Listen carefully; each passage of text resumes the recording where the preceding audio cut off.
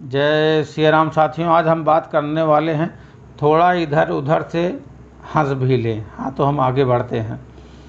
35 साल रेलवे में टीटी की नौकरी करने के बाद रिटायर हुए, घर पर रहने लगे। 1 महीने बाद ही पत्नी ने पति से कहा, डॉक्टर के पास जाना है, मुझे थोड़ा सा चेकअप कराना है। शाम पत्नी को डॉक्टर के पास ले जाकर पत्नी ने कहा, जाइए दिखाइए।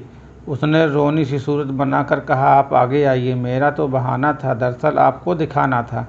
डॉक्टर साहब, ये पिछले 35 साल से रेलवे में टीटी रहे। सप्ताह में केवल 2 दिनों के लिए घर आते थे, बाकी दिन बाहर रहते थे। लगातार रेल यात्रा के वातावरण को सहते थे। अब रिटायरमेंट के बाद घर आते ही कमाल कर दिया है। 4 फीट चौड़े पलंग को काट कर 2 फीट कर दिया है। अटैची को साकल से बांध कर ताला लगाते हैं, तकिए में हवा भरते हैं और चप्पलें सिरहाने रखते हैं। कमरे का ट्यूबलाइट अलग अलग हटा दिया है और उसकी जगह 0 वाट का बल्ब लगा दिया है।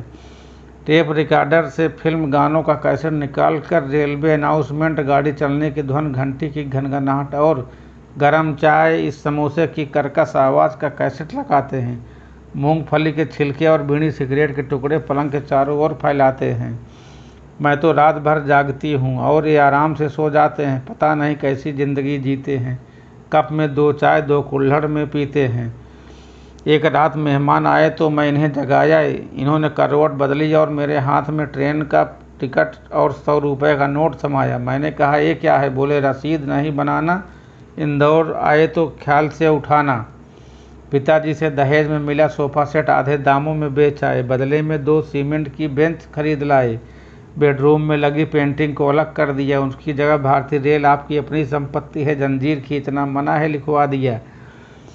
एक रात इनके पास आकर बैठी, इन्होंने पाँव मोड़े और कहा, आइए आइए, आराम से बैठिए। डॉक्टर साहब, बताने में शर्म आती है, पर आपसे क्या छिपाना है। इन्होंने मुझसे पूछा, बहन जी, आपको कहाँ जाना है? डाइनिंग टेबल पर खाना खाने से मना करते हैं, पूड़ियाँ मिठाई की डिब्बी और सब्जी को प्लास्टिक की थैली में भरते हैं।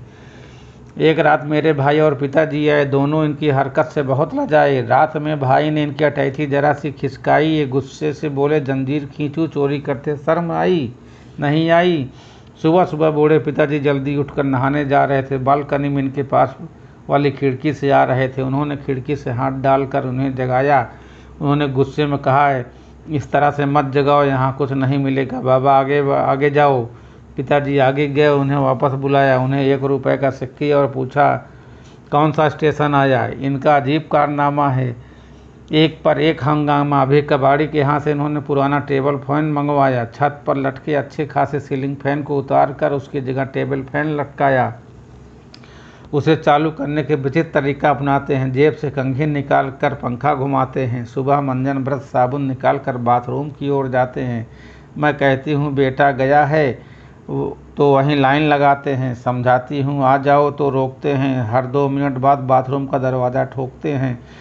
इन्होंने पूरे घर को सिर पर उठा लिया है। घर की वेटिंग रूम में बेडरूम को ट्रेन का कंपार्टमेंट बना दिया है। इसके साथ बाकी ज़िंदगी कैसे कटेगी, या हम सोच कर डरते हैं और ये 7 जन्म की बात करते हैं। हम तो एक ही जन्म में पछताए, भगवान किसी युवती को रेलवे की टीटी की पत्नी न बनाए। राम राम हो भाई। जय जय श्री सीताराम। वीडियो अच्छी लगी तो चैनल को सब्सक्राइब जरूर करें।